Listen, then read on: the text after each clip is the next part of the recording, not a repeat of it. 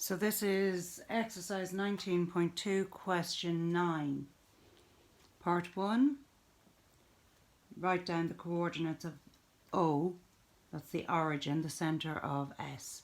So the centre is 0, 0. 2, the radius, we know that that's the square root of the number. So that's the square root of the number it's equal to, so that's the square root of 10. And I'm going to leave it like that, because if you put the square root of 10 into your calculator, it's not a whole number. Part 3. The coordinates of the point A are 3, 1. Find OA. So O is 0, 0. A is 3, 1. X1, Y1, X2, Y2. So OA, so that's the length. You get that formula from your tables book, tables and formula book on page 18. And that's x2 minus x1 squared plus y2 minus y1 squared. So that's going to be 3 minus 0 squared plus 1 minus 0 squared. And when you put that into your calculator, you get the square root of 10. Part 4. Is A on the circle? So yes, A is on the circle. How do I know that A is on the circle? Well, the distance, it is square root of 10 units from the centre, and any point that is the same distance from the centre as the radius length is going to be on the circle. Part 5, construct the circle. So I know the point 3, 1 is on the circle. And I'm going to use that point rather than the radius, because the radius isn't a whole number. So needle goes down on that. My pencil goes down on the point. Oh, here we go.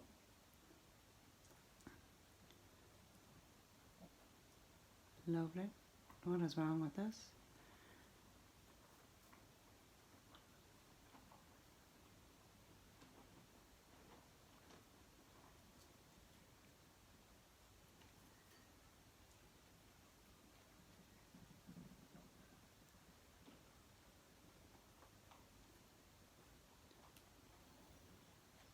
Okay, that's my circle there, and I can tidy up that bit that doesn't look nice and neat by just going over it, just rubbing it out a bit. Okay, so that's my circle. Then, so that's part 5, and then draw the line L from your graph and find the point of intersection. So my line L, so part 6. So L is y equals x plus 2. Now, we know from our tables and formula book that y equals mx plus c. M is your slope and c is the y-intercept. So I can see from here that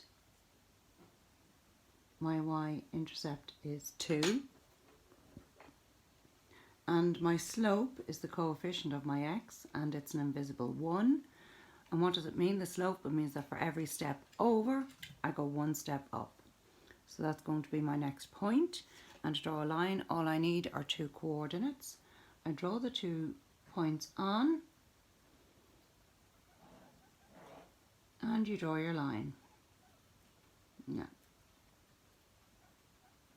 There. And you see, that's why you should always do it with a pencil. And then find the point of intersection of S and L. So that's going to be that coordinate there and that coordinate there. Excuse me. So the points of intersection are 1, 3, and if that was drawn properly it will be -3, -1. Okay. The next part asks you to verify your answers. Oh, sorry about that. Verify your answers by solving the simultaneous equations. So that's part 7. So I know that x squared plus y squared is equal to 10 and y is equal to x plus 2. I'm going to put this in for y. So I got x squared plus x plus 2 squared is equal to 10. X squared plus x plus 2 times x plus 2 equals 10. X squared plus x times x plus 2 plus 2 times x plus 2 equals 10. X squared plus x squared plus 2x plus 2x plus 4. I'm going to bring this across now as well. Minus 10 is equal to 0. So that's 2x squared plus 4x plus 4 minus 10 is minus 6 is equal to 0. Remember, I need to solve for x, so I factorize this. I'm going to divide by 2 first, so I get x squared plus 2x minus 3 is equal to 0. So that's x squared plus 3x minus x minus 3 is equal to 0. Okay, because 3x and minus x will give me 2x. 3x minus x will 2, and 3 multiplied by minus 1 gives me minus 3. So that's x times x plus 3. And my common factor here is minus 1 times x plus 3 is equal to 0. The two brackets are the same, so I know I'm doing it right. I'm going to go up here now. That gives me x minus 1 times x plus 3 is equal to 0. So x minus 1 is equal to 0, which means that x is 1, or x plus 3 is equal to 0, so x is equal to minus 3. I have the x coordinates. I now need to find the corresponding y coordinates.